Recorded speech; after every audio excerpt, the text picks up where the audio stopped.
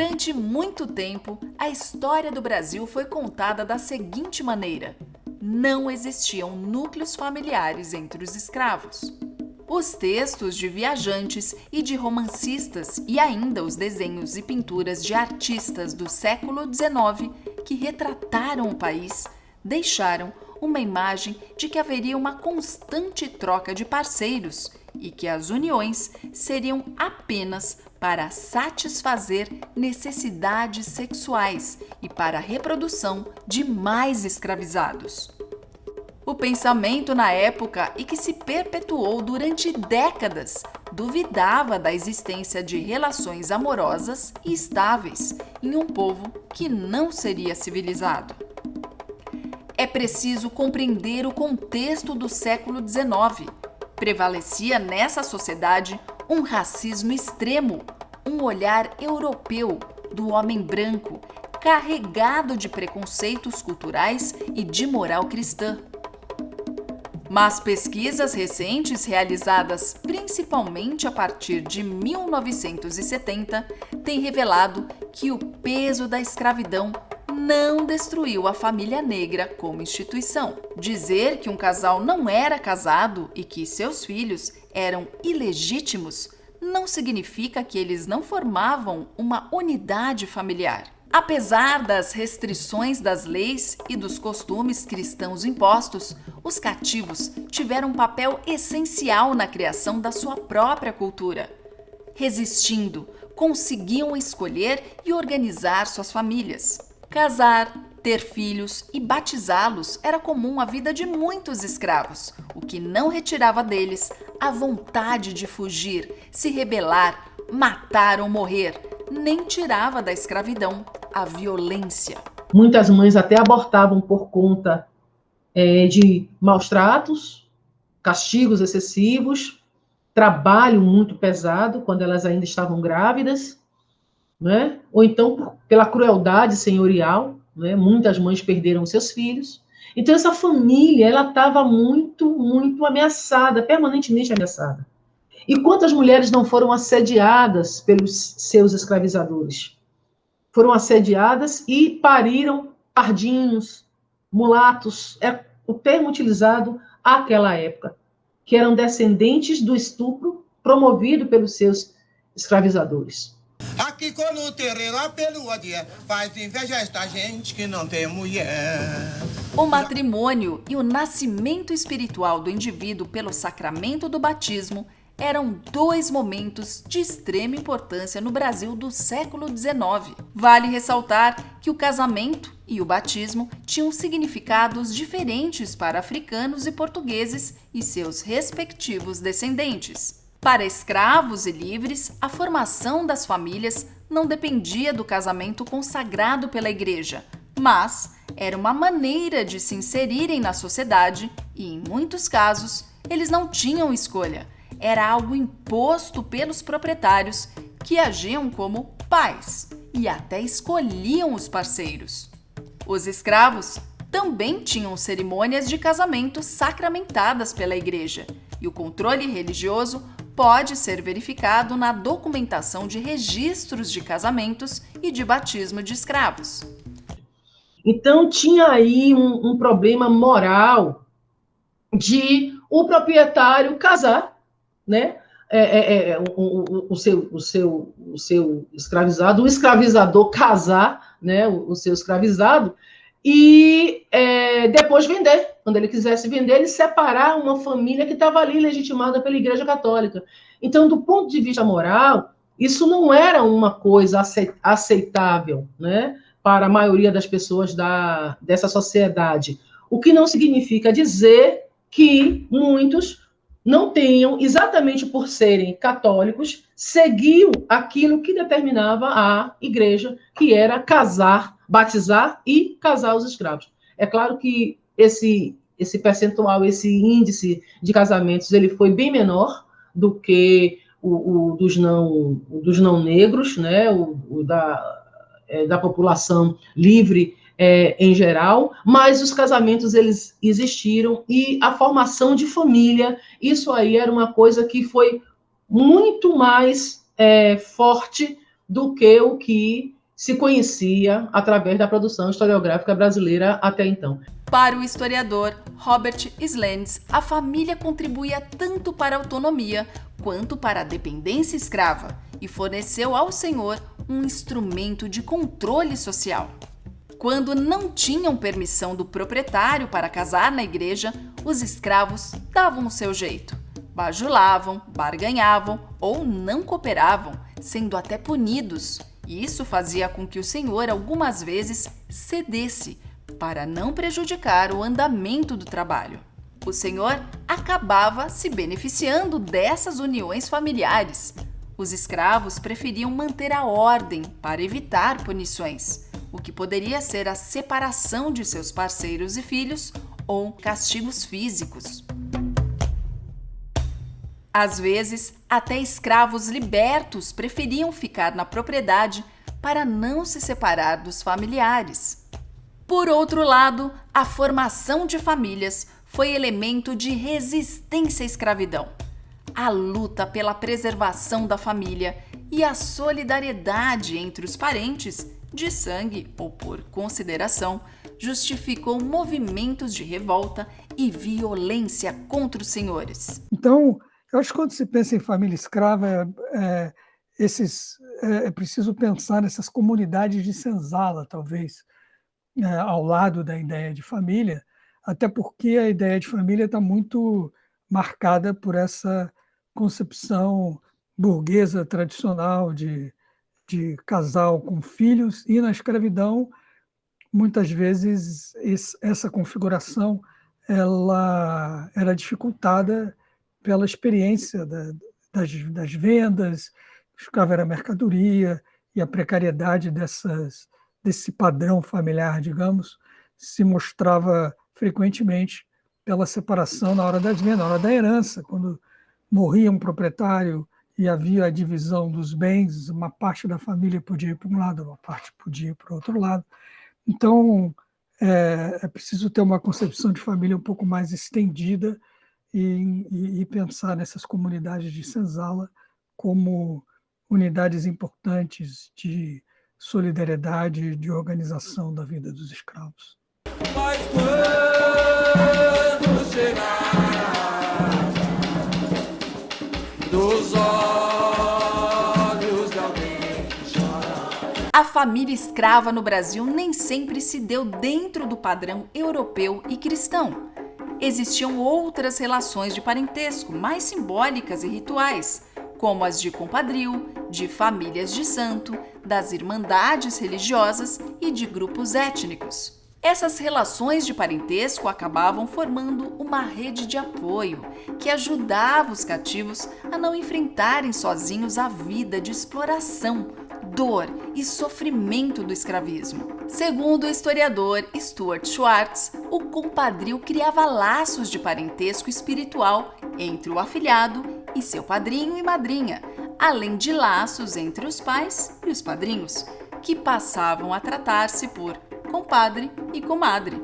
Havia preferência na escolha de padrinhos da mesma etnia da mãe, ou por pessoas influentes e com prestígio na comunidade escrava, ou até por alguém livre, na esperança de que esse padrinho compraria a liberdade da criança. Essas relações de parentesco permitiram uma rede de solidariedade muito mais extensa do que a estabelecida pelos laços sanguíneos. Muitas uniões escravas não eram sacramentadas pela igreja, sendo consideradas ilegítimas, mas isso não impediu o estabelecimento de relações afetivas estáveis. Alguns indivíduos na comunidade negra, principalmente nos candomblés, viabilizavam conquistas amorosas e até mesmo legitimavam uniões matrimoniais dentro de uma concepção afro-brasileira. Então, esses africanos que vieram de diferentes localidades se reuniam todos na propriedade senhorial nos seus momentos de folga. E ali juntos, eles começaram a festejar, a celebrar, a tocar, a dançar, em homenagem ao seu ancestral. E é assim que vai surgir o que a gente chama hoje de candomblé na Bahia, tambor de Minas no Maranhão, Xangô, em Pernambuco, né? Santeria, em Cuba, né? O que a gente conhece hoje como religiões de matriz africana. Religiões de matriz africana. Eu estou falando disso porque no interior dessas organizações, a Irmandade Religiosa Católica, né, no interior das religiões de matriz africana, as pessoas se consideram parentes, se consideram irmãos. No candomblé, a mãe e o pai de santo é mãe e pai de todos os seus filhos. Então, existe toda uma responsabilidade entre eles de cuidar, de ensinar, de obedecer, de respeitar, de transmitir conhecimento através da oralidade, os mais velhos, passando a informação para os mais novos. Existe uma série de regras, de normas, de interditos, de coisas que precisam ser seguidas, que as pessoas, a partir do seu lugar, dentro da instituição, é obrigado a cumprir e a respeitar. Sobretudo, respeitar os mais velhos. Trago uma mala de mão, dentro uma oração, Uma das grandes problemáticas na época eram famílias escravas separadas contra sua vontade. Alguns casais não moravam na mesma propriedade, ou seja, pertenciam a senhores diferentes. Isso poderia dificultar o consenso entre os proprietários sobre a realização do casamento. Ou, ainda pior, um deles poderia decidir pela venda de seu escravo e mandá-lo para um local bem longe do outro familiar. Isso aconteceu em grande escala a partir da segunda metade do século XIX, quando a produção cafeeira no Sudeste ganhou força, sendo responsável por quase metade das exportações brasileiras. Os senhores do Norte, o que hoje englobaria também a região Nordeste do país, já não viviam mais os tempos áureos da cana-de-açúcar e começaram a vender seus escravos para os proprietários das lavouras de café. Com a demanda de mão de obra aumentando na cafeicultura e com a proibição do tráfico africano desde 1850, essas comunidades escravas começaram a ser fortemente afetadas pelo tráfico interno ilegal. Diversas famílias escravas foram separadas nesse período e começaram a ocorrer revoltas de cativos, inclusive com assassinatos de feitores e senhores. Escravizados que cometem crimes para evitar a venda para uma fazenda de café, ou às vezes são pegos fugindo, tentando voltar para as comunidades de onde eles tinham vindo, no norte do país. Em geral, no atual Nordeste, para Pernambuco, Bahia, Paraíba, essas províncias de onde a maior parte dos escravizados haviam sido vendidos durante essa intensificação do tráfico interno. Então, o tráfico interno é muito importante, inclusive se cria a legenda, né, muito forte, especialmente em São Paulo, do escravo mau vindo do norte. O escravo mau vindo do norte é aquele que se engaja nesses atos de rebeldia inconformados com a experiência de separação das suas comunidades de senzala originais no norte do país. Era comum também a libertação de escravos, principalmente mulheres, que iam embora de uma propriedade e se separavam fisicamente de seus familiares. Por isso, muitos livres e libertos se empenhavam pela libertação de familiares de sangue ou parentes de consideração. Além da alforria e do comércio de escravos, outra ameaça à estabilidade familiar era o aluguel de escravas como amas de leite. Uma das funções das amas de leite era amamentar os filhos das famílias dos senhores. As mulheres da elite não amamentavam nem cuidavam de seus bebês. Era o costume da época. Essa aproximação com os proprietários trazia melhores condições de tratamento para as amas de leite. como a chance de ter roupas e comida de mais qualidade. Muitas vezes, os próprios filhos eram afastados dessa escrava e não recebiam o leite materno, o que levava ao subdesenvolvimento ou até mesmo à morte dessas crianças. Além disso, as amas de leite também eram um negócio para os proprietários. O aluguel de mulheres escravizadas para o aleitamento era mais rentável do que a manutenção delas no espaço doméstico como criadas ou em outra função. Também existia um grande número de mulheres livres, empobrecidas, que vendiam seus serviços como amas para sustentar seus próprios filhos. Nesse caso, estavam sempre exaustas e subalimentadas. E você tem, inclusive, situações que são testemunhos também da questão da família escrava, da dificuldade das mães de cuidarem dos filhos, que só você ler os anúncios de jornais, por exemplo, das amas de leite, das mulheres escravizadas que eram alugadas para amamentar filho das famílias senhoriais.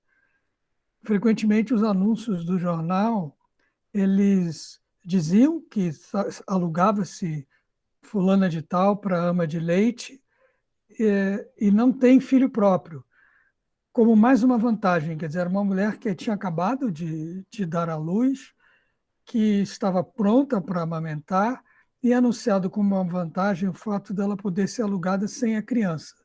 E aí ficam sempre aquelas perguntas, né? O que ocorreu com a criança? Ela pode ter morrido, pode ter sido entregue à roda dos esportes, abandonada, sei lá o quê, pode estar sendo amamentada por uma outra mulher que não a mãe, que tenha, ou outra mulher escravizada que não a mãe, que esteja amamentando mais de uma criança. Mas é interessante como os anúncios dão a entender que o fato de uma ama de leite poder ser alugada sem levar uma criança própria significa que ela estará mais disponível para amamentar a criança da família senhorial que a alugava.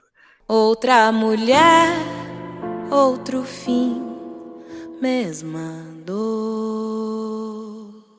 Muitas cativas trabalhavam como escravas de ganho, isso para garantir uma renda para os seus proprietários. Trabalhavam de sol a sol, como quitandeiras, lavadeiras, costureiras, cozinheiras, entre outros afazeres. O trabalho era árduo, mas poderia valer uma recompensa: a liberdade.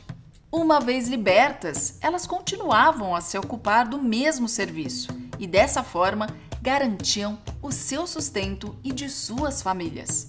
Os escravos rurais também podiam comprar alforria e compravam, mas era mais difícil, porque dependia, por exemplo, de você conseguir vender o excedente de alimentos que você produzia na roça de subsistência que você tinha, que era uma coisa comum. Famílias escravas tivessem direito a um pequeno pedaço de terra em que eles, além de trabalhar para o senhor, eles usavam o tempo que sobrava de dias santos, domingo e tal, para cultivar os próprios alimentos. Isso reforçava a dieta doméstica e, às vezes, se produzia um excedente que era negociado nos mercados locais ou vendido para o próprio senhor, e com isso, às vezes, se juntava algum dinheiro e se comprava uma alforria. Mas era muito mais difícil do que nas áreas urbanas, em que as possibilidades de ganho, de pecúlio, né, de formar pecúlio, de juntar dinheiro suficiente por meio do trabalho extra e tal, para se alforriar, as oportunidades eram muito maiores nas áreas urbanas. Depois que um dos artigos da Lei do Ventre Livre de 1871 estabeleceu o direito legal de o escravizado acumular pecúlio, que era uma poupança, e com ele pagar pela alforria, os cativos começaram a planejar a sua liberdade. O escravo tinha que conseguir uma renda superior à exigida por seu proprietário no seu dia a dia de trabalho, o que era difícil e podia demorar anos. Eles trabalhavam quase sem folga para comprar sua alforria e de familiares. Essas escravas de ganho sobreviviam na precariedade das ruas das cidades para que pudessem criar e educar os filhos, muitas vezes na ausência dos pais. E ainda eram humilhadas pela elite da época e perseguidas pela polícia, igreja e fisco. As crianças pequenas ficavam horas a fio às costas de suas mães para que elas tivessem as mãos livres para trabalhar. Mesmo sendo uma prática cultural africana e indígena, dentro da escravidão, ela ganha outro contexto. A escrava é explorada e a criança é obrigada a acompanhar essa mãe sem dignidade ou cuidado. A benção, meu papai, a benção. Maculele é o rei da valentia. É importante ter em mente que a infância não é uma fase biológica da vida, mas uma construção cultural e histórica. A diferenciação de uma criança para um adulto só aconteceu na passagem da Idade Média para a Idade Moderna, com o surgimento do sentimento de infância e de família. O século XIX foi marcado pelos elementos pitoresco e exótico da escravidão e pela invisibilidade das crianças. Existe um sentimento de infância, mas não para a criança negra. Ela era vista pela sociedade escravista como uma espécie de animal doméstico. Os senhores se referiam aos negros como bestas. A mulher escrava, por exemplo, passava de grávida a prenhe e seus filhos eram chamados de crias. Na visão da historiadora Cátia de Queiroz Matoso, as crianças escravas não eram percebidas nem ouvidas e era por volta dos 7 anos que se abandonava a infância. Para a igreja, por exemplo, aos 7 anos a criança adquire foro de adulto e de ingênuo torna-se alma de confissão. Até essa idade, as crianças escravas podiam passear com liberdade nas grandes propriedades e brincar com crianças brancas. Nas cidades, onde o espaço é menor, ficavam nos alojamentos reservados aos escravos, mas transitavam com liberdade em pontos de mercado e nas lagoas, onde se lavava roupa. Mas ao passar para os seus 8 anos, essa criança se dá conta de sua condição inferior, principalmente em relação às crianças livres e brancas. Segundo pesquisa dos historiadores José Roberto Góes e Manolo Florentino, os índices de mortalidade faziam com que até os 4 anos de idade a sobrevivência da criança escrava fosse rara. Muitas dessas crianças tinham que conviver com as ausências de um dos pais, ou de ambos, e eram criadas por parentes ou pela comunidade escrava. Eram ameaçadas por situações de abandono e separação das famílias, além de toda sorte de castigos por parte de seus senhores. Outro motivo de separação era quando um dos pais da criança, ou ambos, eram alforriados, ou ainda quando morriam. Antes de 1880, quando a mãe é alforriada, é raro que consiga levar o filho com ela, o que não significa abandono. Pode ter acontecido em alguns casos, mas na maioria acredita-se que ela enfrenta uma longa batalha para conseguir a libertação do filho. Sorriso negro, um abraço negro, traz felicidade. A Lei do Ventre Livre, promulgada em 28 de setembro de 1871, considerava livre todos os filhos de mulheres escravas nascidos a partir de então. A lei estabelecia que até os 8 anos de idade, os filhos livres das mães escravizadas continuariam sob o domínio do senhor das mães. Então, o senhor que era proprietário das mães era também responsável pelos filhos dessa mãe, então as crianças e a mãe ficavam juntas, mas isso até os 8 anos de idade. Quando as crianças atingiam 8 anos de idade, o senhor tinha que optar. Ou ele poderia entregar a criança para o governo imperial, que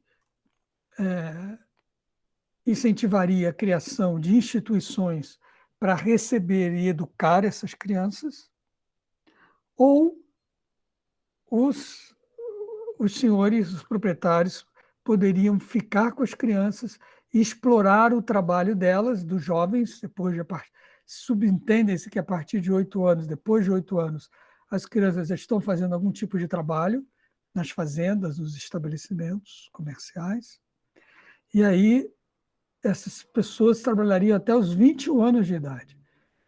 Mas poucos foram os senhores que não prenderam esses filhos de suas escravas. Dos 8 até os 21 anos, eram 13 anos de trabalho, o que nenhuma indenização oferecida pelo governo, no valor de 600 mil réis em títulos públicos, parecia compensar. Para piorar a situação das crianças, agora livres, quadrilhas atuavam sequestrando e vendendo crianças desde a proibição do tráfico africano em 1850, deixando-as fora do alcance das mães.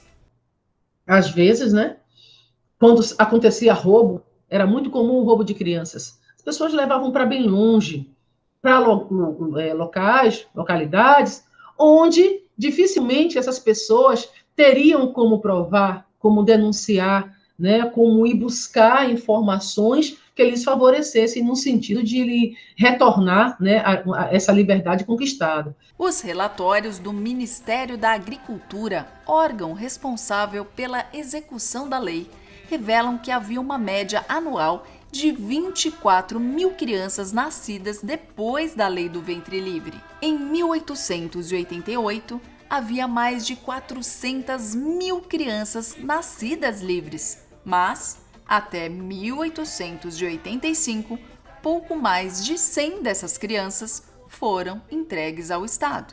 A maioria dos membros da classe senhorial, eles preferiram manter essas crianças em suas propriedades, porque eles iriam explorá-las até completar 21 anos de idade. Isso só prolongava a relação de exploração, porque a criança que nasceu depois de setembro de 81, ela iria completar 21 anos em 1892. Vejam vocês que a Lei Áurea do 13 de maio veio em 1888. E quando a abolição da escravidão se deu, muitos proprietários não queriam entregar os filhos nascidos das suas escravizadas.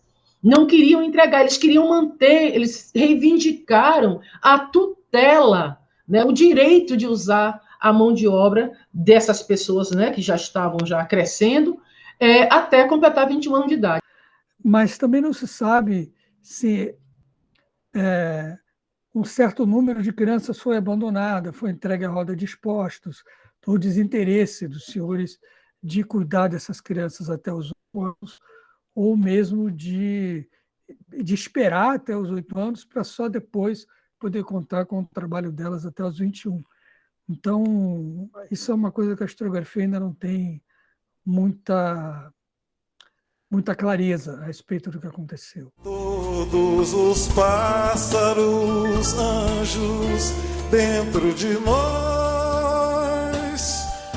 A Roda dos Expostos foi uma instituição que existiu em Portugal e foi trazida ao Brasil no século XVIII. Os governantes a criaram com o objetivo de salvar a vida de recém-nascidos abandonados, os chamados expostos, para encaminhá-los depois para trabalhos produtivos e forçados. Era uma maneira de afastar a população pobre da prostituição e vadiagem. No Brasil, a situação era agravada pela existência da escravidão, da exploração sexual das escravas e da exploração da criança escrava. As amas de leite a quem eram entregues os recém-nascidos eram escravas ou negras livres que amamentavam os enjeitados com leite recusado a seus filhos. Por aqui, esse tipo de instituição durou até 1948. Se essas crianças conseguissem sobreviver à alta mortalidade provocada por condições de higiene precárias e aleitamento insuficiente, seriam livres. Muitos dos expostos eram filhos de mulheres escravas. Os senhores exigiam que eles fossem entregues às rodas por não aceitarem pagar despesas da manutenção das crianças ou por quererem explorar os serviços das mães como amas de leite. Outro motivo era a criança ser fruto da exploração sexual que essas escravas sofriam. Essas mulheres que eram assediadas, né, pelos seus senhores, que muitas vezes sofreram muita violência, estupro, maltrato, e chegavam até a tentar infanticídio, né, tentavam suicídio precedido de infanticídio dos seus filhos. Eu encontrei uma notícia aqui de uma mulher que fugiu depois de muito tempo, um anúncio de fuga. Na verdade, não foi nem no anúncio de fuga, já era notícia de que o proprietário estava indo buscá-la, saiu no jornal, estava indo buscá-la em uma propriedade lá em Santo Amaro, no Recôncavo da Bahia. Ela já estava vivendo lá há muitos anos, e nessa propriedade ela teve vários filhos, 5 filhos. E o proprietário descobriu que ela estava lá, quer dizer, o proprietário que aceitou ela na propriedade, na verdade, se aproveita, né, da mão de obra. Ela ficou lá, coitada, escondida, trabalhando, né, certamente prestando um serviço para quem deu guarida para ela, ou ela enganou, contou uma história, uma mentira qualquer, e ficou, porque muita gente mentia, se passava por liberto depois de ter fugido. E ela viveu durante anos, e aí quando ela descobriu que o ex-senhor estava indo buscá-la, ela se jogou, se amarrou, né, o braço, assim, nos filhos, é a descrição que está na notícia de jornal. Eles se amarraram com uma corda e se jogaram no tanque da fazenda e morreram os 6 cadáveres. O jornal dizia que as autoridades públicas estavam indo lá para poder coletar esses 6 cadáveres que eles se lançaram no rio. Eu lembro de uma outra história que a mulher ela tentou degolar a filha e ela disse que porque ela estava fazendo isso. A notícia da polícia dizia que ela estava louca. Ela estava realmente fora de si, porque ela disse que ela não aguentava mais os maltratos do proprietário dela, que se ela voltasse para aquela pessoa, para a propriedade daquela pessoa, que ela iria fazer de novo, que ela ia tentar cometer o infanticídio, e muitos fizeram isso, né? Cometeram um infanticídio, quer dizer, mataram os seus filhos, e para depois tentar suicídio. Nego drama, cabelo crespo e a pele escura, a ferida, a chaga, a procura da cura, nego drama. Mesmo diante de tantas dificuldades, a história dos escravos não pode ser reduzida à submissão e aculturação. São sujeitos históricos que, mesmo inviabilizados, traçaram o seu destino e de seus familiares. Existia amor, solidariedade, amparo e momentos importantes de felicidade. Existia família em suas diversas formas de constituição. A experiência de vida familiar foi extremamente importante na escravidão. Em busca da sobrevivência e da tão sonhada liberdade no Brasil do século XIX, o apoio de familiares e parentes, sanguíneos ou por consideração, foi fundamental.